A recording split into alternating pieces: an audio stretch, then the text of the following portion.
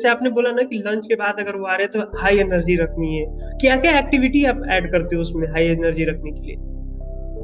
आ, तो राजन देखो, एक्टिविटीज भी तरीके, जैसे मैंने बोला, तरीके तरीके की होती है। एक तरीका है कि आप ग्रुप में उनको डाल दो। अभी आपके पास बहुत सारे लोग हैं तो आप उनको ग्रुप में डाल दो, तो होता क्या है कि 4-5 लोग जब साथ में काम करते हैं तो बेटर काम करते हैं।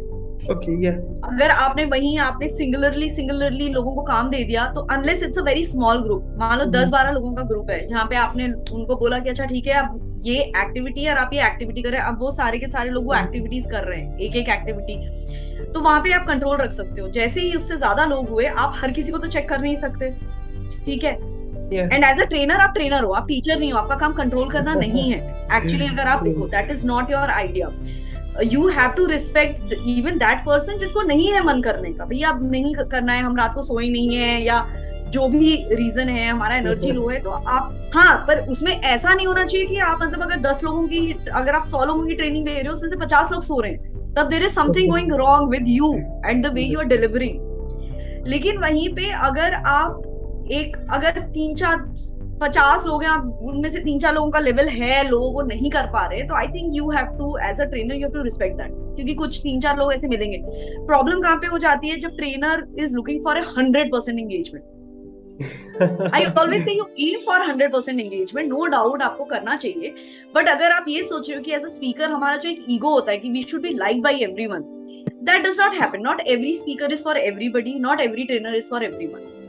कुछ लोगों के लिए I can be very loud, I can be somebody, अब जैसे जिन लोगों को थोड़ा सा चाहिए कि थोड़ा सा शांति से सूदिंग वॉइस हो and all, I am not that kind of trainer at all. वहीं पे कुछ लोग होते हैं जो इतने प्यार से बोलते हैं, बहुत अच्छे से बोलते हैं, तो कुछ लोगों को बहुत अच्छा लगता है। लेकिन वहीं पे कुछ दूसरे टाइप के लोग हैं जिनको नहीं पसंद आएगा। तो आई थिंक एक वो आप 100% एंगेजमेंट, जो एक चीज हम बोलते हैं अब, होनी ही है, वो ईगो एक तो हम लोगों को आई थिंक थोड़ा सा कम करने की कोशिश करनी चाहिए।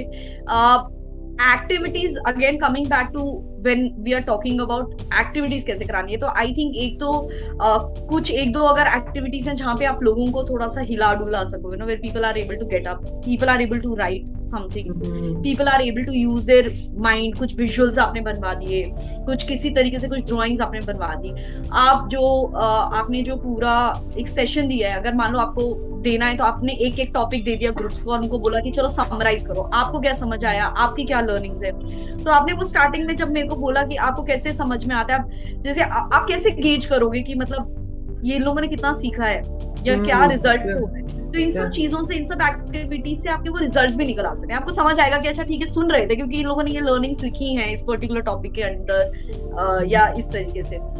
तो this is how activities are created. अब अगर ऐसा ग्रुप है जहाँ पे आपको पता है थोड़े एल्डरली लोग हैं, तो ऑब्वियसली वो वहां पर आप ग्रुप एक्टिविटी ऐसी कराओगे जहाँ पे लोग बैठ के ही कर रहे हैं काम।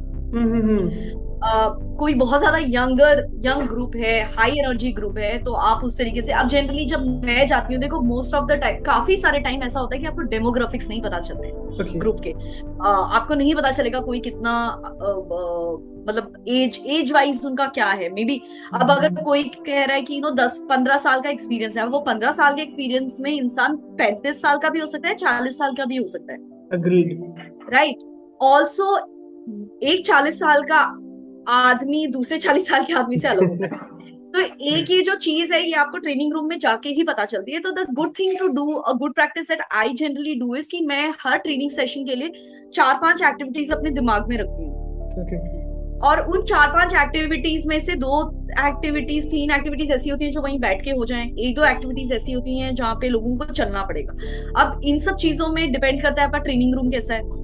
अगर आपका ट्रेनिंग रूम छोटा है तो, और आपने लोगों को ट्राई किया कि अब ये चलें और इधर उधर जाएं, तो बहुत ज्यादा केओस मचेगा। तो वो कुछ जो चीजें हैं, आपको वो जो है, यू प्रिपेयर फॉर एवरीथिंग, लेकिन you have to choose things when you go into the training room, unless you have been lucky enough to see the training room beforehand, you have been lucky enough to interact with people कि आपको सबके बारे में पता है कि वो किस तरीके से वो लोग मतलब किस टाइप के लोग हैं, what are their expectations। तो many a time you have to be practical।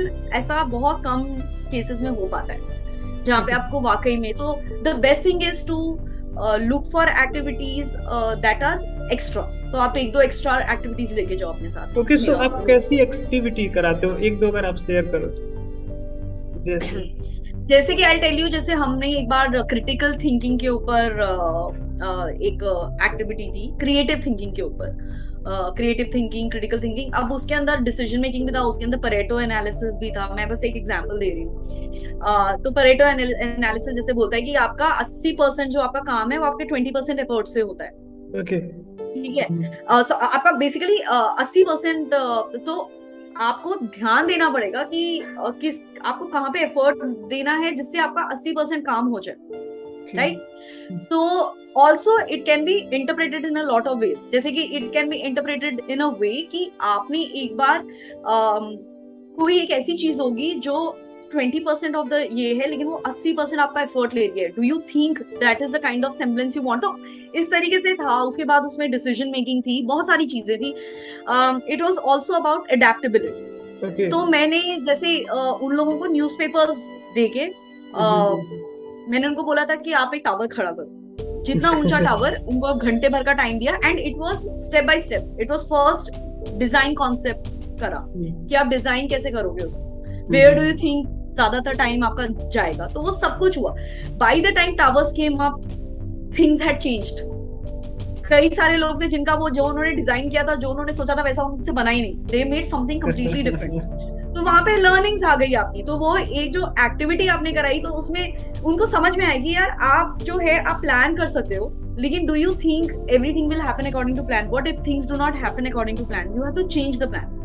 And वो अडेप्टेबिलिटी एंड वो एजिलिटी आपको चाहिए लाइफ में। तो जैसे ये कराया। कई बार जैसे टीम बिल्डिंग हम कम्युनिकेशन में भी करते हैं। We make them play.